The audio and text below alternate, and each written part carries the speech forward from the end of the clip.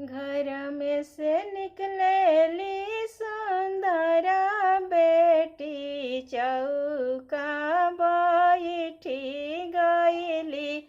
घर में से निकलेली सुंदरा बेटी, मड़ौआ भीतर बैठी गईली।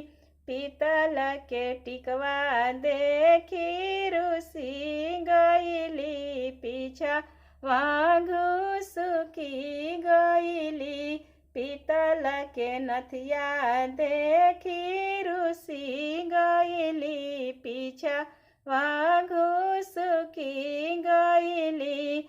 घर में से निकलेली सुंदरा बेटी, चौका बैठी गईली।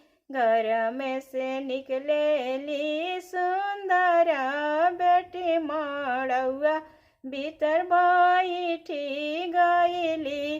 पीतल के कंगन देखी रुसी गईली, पीछावा घुसुकी गईली। पीतल के अंगूठी देखी रुसी गईली, पीछावा घुसुकी गईली।